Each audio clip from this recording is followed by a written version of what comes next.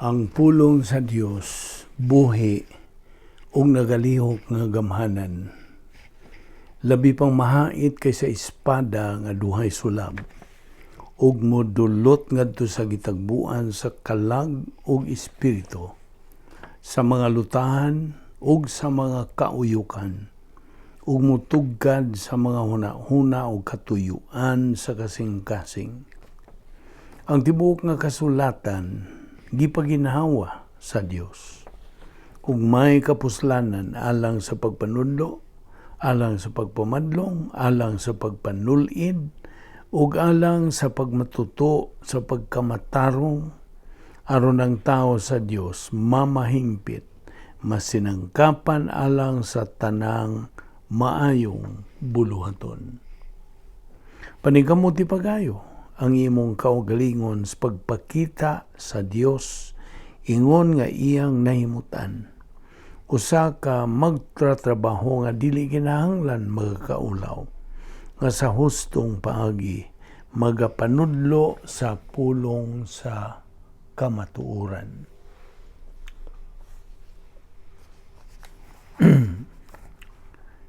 James 4:7 says, "Therefore submit to God, resist the devil, and he will flee from you." Genesis 3:15, "And I will put enmity between you and the woman, and between your seed and her seed. He shall bruise your head, and you shall bruise his heel." James 1:12-14, "Blessed is the man who endures temptation, for when he has been proved, he will receive the crown of life, which the Lord has promised to those who love him. Let no one say when he is tempted, 'I am tempted by God.' For God cannot be tempted by evil, nor does he himself tempt anyone. But each one is tempted when he is drawn away by his own desires and enticed." John 17:15, "Be sober, be vigilant, because your adversary the devil walks about like a roaring lion, seeking whom he may devour. Resist him, steadfast in the faith, knowing that the same sufferings are experienced by your brotherhood in the world." That is in 1 Peter 5:8-9. John 17:15, "I do not pray that you should take them out of the world, but that you should keep them from the evil one." Before we start our Bible study nining adlaw, sa masanandan gikinahanglan ang atong pagsusi sa atong tagsa sa kakalag, atong ilahon ang tanan nga mga salang nabuhat nato ning adlaw, ug ato kining ang kunon nga ato nabuhat ngadto sa tubangan sa Dios nga Amahan. 1 John 1:9 nagaingon sa in English, "If we confess our sins, God is faithful and just to forgive us our sins and to cleanse us from all unrighteousness." For you, unbeliever, it is using your free will so you can make the most important decision to believe in the Lord Jesus Christ as Lord and Savior. Acts 16:31 says, "Believe on the Lord Jesus Christ, and thou shalt be saved." Busa, magandam ta sa itong kaugalingon, pinagi sa hilom nga pagampo.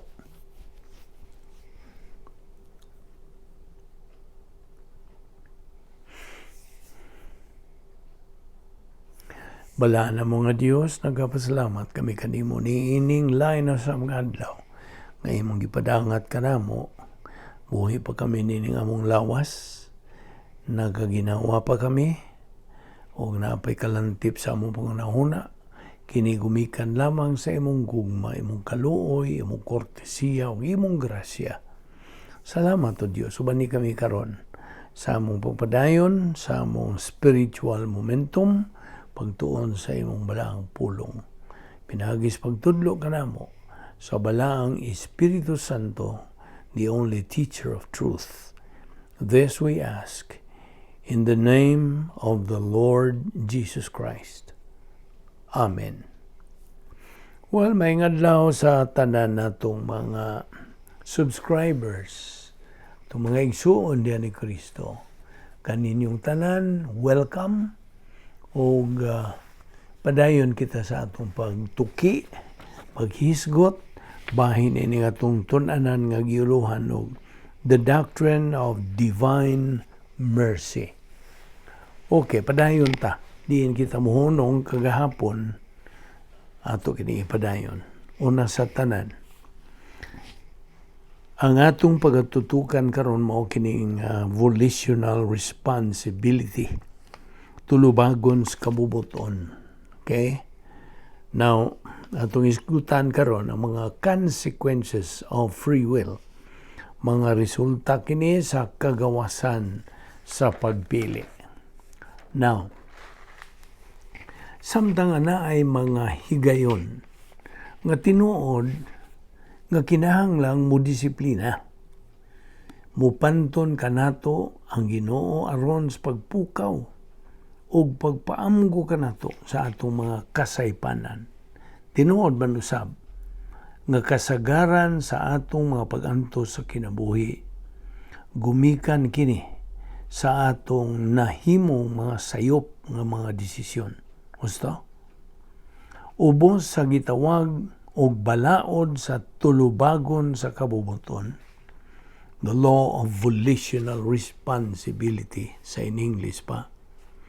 Kita ray nakaingon kasagaran sa atong kaugalingon nga pagkalaot o alantuson. Sayon ra ang pagbasol sa mga ginikanan, mga kaimtangan o mga kasinatian, gumikan sa atong mga kalisdanan sa kinabuhi. Sayop gyud kaayo kining mao nga panghuna-huna. Ang matag usa ka tawo kinahanglang manubag sa tanan niya nga kaugalingong mga desisyon o mga kahimuan sa kinabuhi. Kaya nga nugod, mga makina kitang magbubuhat o mga suliran or problem manufacturing machines. Tanawa ragod ng gisultis Biblia bahin ini. Abrihe ang imong Biblia diha sa libro sa ngadtos taga Galacia, kapitulo 6, versikulo 7. Kung basahon, ayaw limbungi ang inyong kaugalingon, pinagis pagtuo nga makalimbong kamo sa Dios. Ang ipugas sa tao, mausab ang iyang anihon. Now, diha usab sa Useas 8:7, ang pulong sa Dios nagakanayon. Kay nagpugas silag hangin, bagyo ang ilang anihon. Now, diha po sa Kolosas 3:25, ang nagbuhat og dautan, baslan, tungod sa nabuhat niya, kay wala gayoy pinalabi. Now, ang Dios nagapahimutang og pipila ka mga lagda, sumbanan, lagda o sumbanan, aron kita iyang katabangan sa pagbantay sa atong kabubuton to keep our volition in check. Nagasangkap siya og mga balaod, ingon man sa usa ka sistema sa awtoridad aron mapatuman ang mao nga mga balaod. Now, ano yung prinsipyo sa awtoridad? Nagatudlo ang Biblia bahin sa konsepto sa awtoridad nga atong matun-an diha sa libros mga Romanhon, Book of Romans, nga mao kini. Roma 13, 1-2. Kinahanglan ang tanan magtahod sa mga anaas kagamahanan, kay walay awtoridad nga dili tinugutan sa Dios, ug ang mga kagamhanan karon gipahimutang sa Dios. Busa, ang musupak sa kagamhanan, nagsupak sa gitukod sa Dios, ug ang magbuhat niini silutan gayod. Karon, ang Dios mismo nagahatag kanato og mga balaod aron kapanalipdan ang atong kagawasan ug tinagong manimuyo, our freedom and privacy. Nagagikan sa Dios ang tanang awtoridad, ug tungod niini kinahanglang sundon kini sila.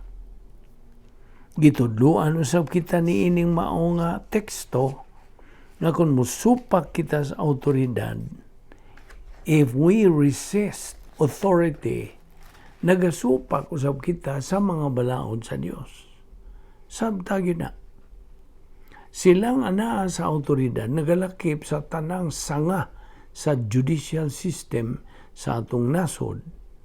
Gamao ang mga kapulisan, mga tropa sa estado, mga U.S. Marshals, mga kadagkuan bahin sa imigrasyon, mga maghuhukom, o bisan gani ang mga gwardiya nga institusyonal.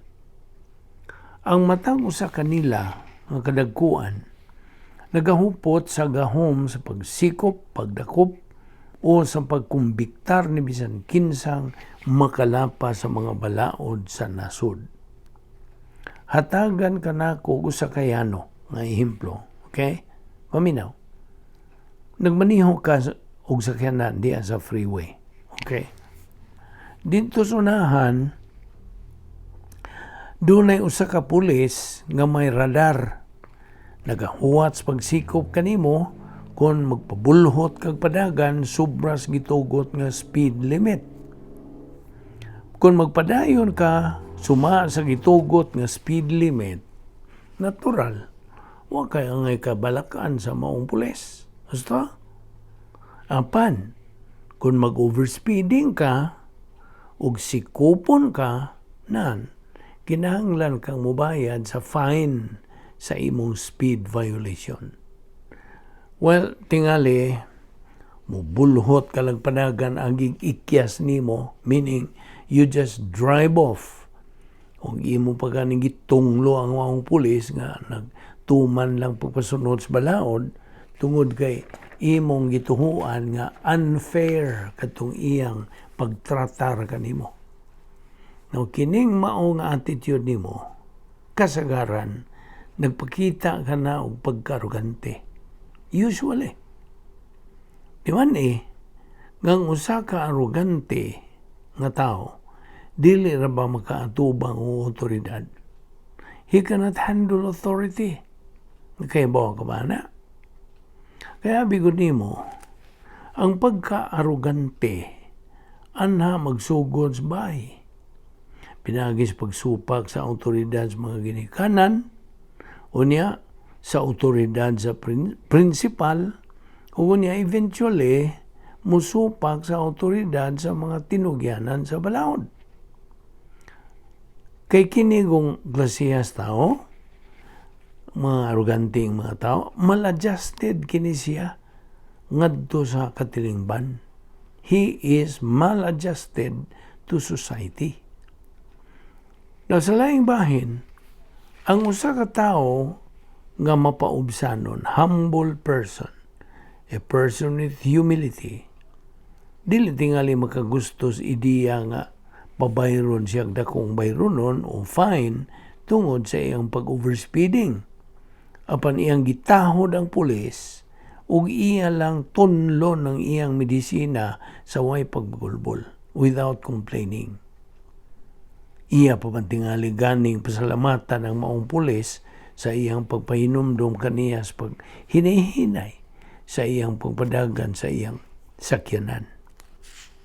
Now, karon mo ta sa paghisgot sa ang pagka-arugante batok sa pagka-mapausanon, arrogance versus humility.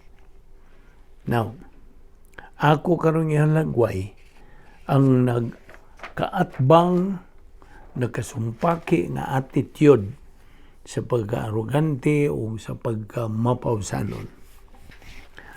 Anto kining hisgutan alang sa imong kasayuran o pagkat-on niini gikan sa mga teksto dihas balang kasulatan aron sa pagtabang kanimo sa pagsabot sa kalahian niining duha ka mga attitude.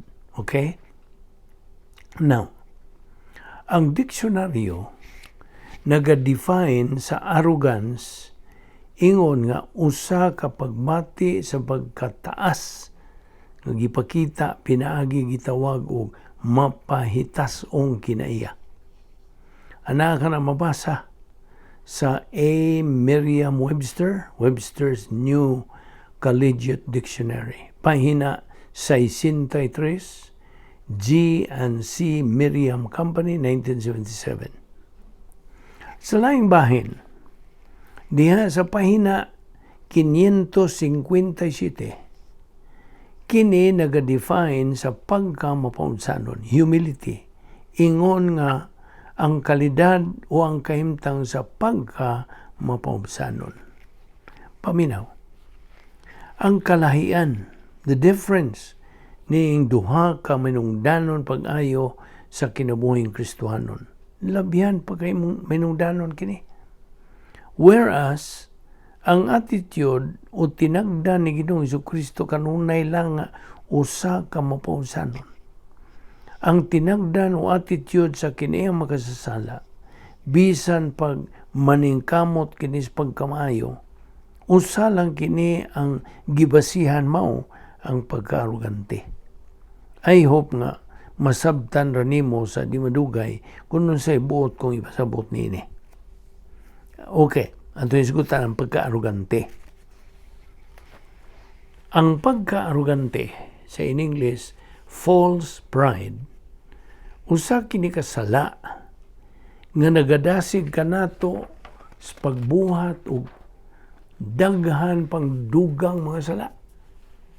Kining maong sala sa una-una, the sin of the mind, mao ang tigdunot, corrupter sa tanan nimong ginabuhat o ginalitok. Usa ka na kailhanan nga ang kinaiya magkasasala nagadumala na kanimo. Ang pagka-arugante nga dili makontrolar, uncontrolled arrogance, makabalda o makalinga kanimo sa imong kinabuhing Kristohanon. Makadiborsyo kanimo gikan sa unsay tinuod og makaguba sa bisag unsa mong katakos o gahimuan sa paghigugma o sa kalipay. Ang pagkaarugante nagasalikway sa autoridad ug nagadasig kanimo sa pagbuhat o mga sala sa pagbati, sama pananglit sa pagdumot, kasuko, pagkaluoy sa kaugalingon, pagkasina, pagkapintasan, umbisan gani ang pagbuno. Nailan ta nga naay mga kahimtang occasionally nga makatarunganon ang pagkasuko nga way labot sa usa ka arugante ang kinaiya o attitude. Hinoon sa dihang ang usa ka tawo nalimin siya dili kapuggan nga kalagot. Dili na kini siya makaunahon naghusto ug sagad magadaot siya siyang kaugalingon ug sa uban. Now, nainumdum ka ba niya itong istorya bahin ni Cain ug ni Abel, mga igsuon ni sila?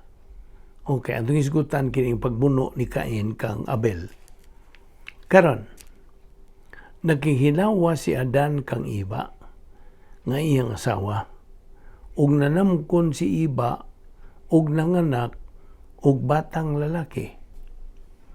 Nakabaton akog anak, matod pa niya, tungod sa panabang sa Ginoo. Busa, ginganlan niya Cain ang bata. Versikulo 2, unya nanganak siyang laing batang lalaki, nga ginganlan og Abel. Si Abel, magbalantay sa mga karniro, ug si Cain mag-uuma. Versikulo 3, usa ka adlaw niya na, naghalad si Cain ngadtos Ginoo og mga abot sa iyang uma. Versikulo 4. Nagkuha usab si Abel og pipila sa mga panganay sa iyang kahayupan o giihaw niya kini o gihalad ang labing maayong mga bahin ngadtos Ginoo. Nahimuot ang Ginoo kang Abel og sa iyang halad. Versikulo 5. Apan wala niya dawata si Cain og ang iyang halad. Busa nasuko si Cain og nagmugot. Versikulo 6. Ang Ginoo miingon kang Cain, nganong nasuko og nagmugot ka man? Versikulo 7. Kung maayo pa ang imong gibuhat, dawaton ko unta ang imong halad. Apan kay dautan man ang sala nagatang kanimo sama sa ihalas nga mananap nga buot mo tukob kanimo busa kinahanglan buntugon mo kini. Versikulo 8. Unya si Cain miingon kang Abel, mangadto ta sa uma. Sa didto na sila sa kaumahan, giunay ni Cain pagpatay ang iyang igsoon. Versikulo 9. Unya ang Ginoo nangutana kang Cain, hain man si Abel nga imong igsoon. Si Cain mitubag ambot. Magbalantay gud ko sa akong igsoon? Versikulo 10. Busa miingon ang Ginoo, nganong gihimo mo man kini? Nadungog ko ang dugo sa imong igsoon nga nagsangpit kanako gikan sa yuta. So, imo nang nasayran, giunsa pagpatay ni Cain ang iyang igsoon nga si Abel, umikan sa iyang kasina sa pagtagad sa Dios ngadto kaniya. Misinta o mireact kadto si Cain tungod sa pagsalikway sa Dios sa iyang halad, ug mao toy nakapalagot kaniya og nakapasina niya ngadto siyang igsoon. Abi nimo, ang pagka-arogante god kinahanglang pugngan, kontrolahon una pa kini mo sangko ngadto sa pagpanimalos. Kung ugaling kining salaa mao'y magatukmod kanimo sa pagbuhat og mga salawayong buhat, hinumdumi ang gisulti sa balaang kasulatan bahin ini. Kaya diyan sa libro sa mga panultihon kon Proverbio, Kapitulo 12, versikulo 15, ang buang-buang nagtuo nga kanunay siyang husto, apan ang maalamon mamatig tambag. Versikulo 16, kung samukon ang buang-buang, iya kining ipahibalo dayon, apan ang taong maalamon dili mutagad sa insulto. Now, diha sa mga panultihon gihapon, Kapitulo 6, versikulo 16 ngadtos 19, mo ni nga itong mabasa, no? Versikulo 16, nagaingon kini. Adunay 7 kabutang nga gikasilagan sa Ginoo ug dili siya makatugot. Versikulo 17. Ang garbusong tinan-awan, ang bakakong dila, ang kamot nga mopatay og inosenteng mga tao. Versikulo 18. Ang huna-huna nga maglaraw og dautan, ang magdali pagbuhat og dautan. Versikulo 19. Ang bakakong saksi ug ang tao nga maghaling og kasamok tali sa mga managhigala. Now, diha pa gyud sa mga panultihon, Kapitulo 11, versikulo 2 ug 3. Versikulo 2, nagaingon kini. Maulawan gayod ang garbuso, mas maayo ang pagpaubos. Versikulo 3. Dili gayon manlimbong ang maayong tao. Ang pagpanglimbong mauray mo laglag niadtong dili kasaligan. Now, doon ay tulo ka mga ang-ang sa pagka-arugante. Now, ang mga taong arugante, mapahitason, nagtuo nga namatarong sila sa tanan nilang ginabuhat. Huwag yun nila makita ang ilang mga kapagyasan o mga kasaypanan o gagaw na una sila nga ang mga kalagdaan o mga sumbanan, mga rules ba, alang lamang sa uban, dili alang kanila.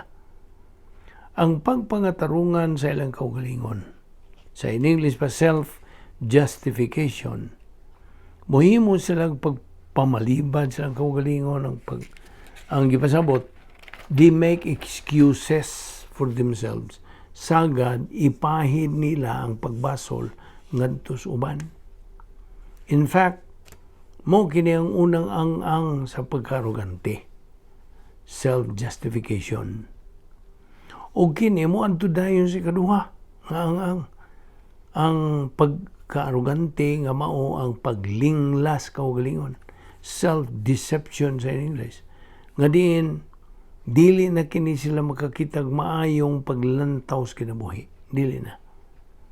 Og sa katapusan, kining mga aruganteng tao musangpot sa ilang pagkahingpit nagyong pagtutok sa ilang kaugalingon, self-absorption sa English nga pagkasulti.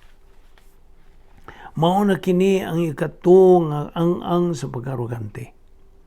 Niining maong ang mawagtang nagyodiha kanila ang tanang mga sumbanan. They lose all standards. Ug andam kini silang mubuhat sa tanan nilang mahimo aron lamang ilang mapagaan ang ilang pagkaway kalipay. Kasabot ka. Hingpit na gyud kini silang way pagtagad ni bisan kinsa, gawas ra gyud sa ilang kaugalingong pagkasila. Sabot? Nakita nimo? Unsa ka grabe gyud ay ning pagkaarugante. Ugma antong isgutan ang pagkaarugante sa relihiyon. May nungdanon kayo kining butanga nga itong pag-isgutan bahin ini relihiyon. Okay? Di nila ko na kita kutob karon ato ni padayon. Ugma ayaw sipyat sa sumpay. Pagsunod sa sumpay nini nga itong hilisgutan. Magampo ta. Higala kung ugaling mamatay ka karon, hibaw kapag may langit ka o may impyerno ka hangtod sa kahangturan. Ang Biblia, ang pulong sa Dios nagkanayon nga imo ka nang mahibawan. Ipangutana ta ka higala, nining maong pangutana, sanglit mo kini ang labing may nungdanong pangutana sa tibuok mong kinabuhi.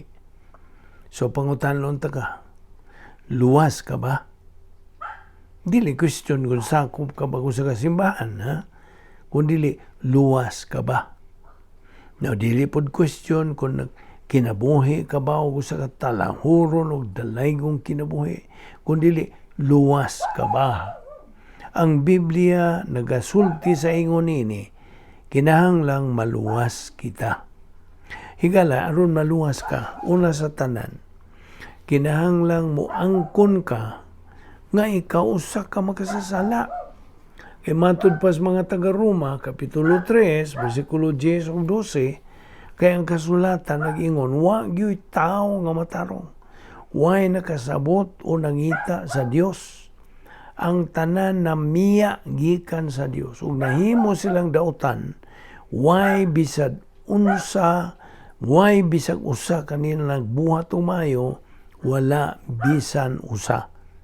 Nakasala ang tanan ug nahilayo sa himaya sa Dios. Roma 3:23.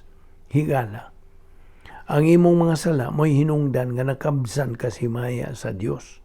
Ug mao ka na hinungdan nga di gyud nimo matuman ang mga kinahanglanon nga iya sa Dios aron ka mahilangit. Ang imo ra yung buhaton mao ang pagtuo kang Ginoong Jesucristo nga imong manluluwas. Believe on the Lord Jesus Christ as Lord and Savior, Acts 16:31, why lain nga manluluwas si Ginoong Jesucristo lamang. Acts 4:12 nagaingon, neither is there salvation on any other under heaven given among men whereby we must be saved. Juan 3:3 nagaingon sab, except a man be born again, he cannot see the kingdom of God.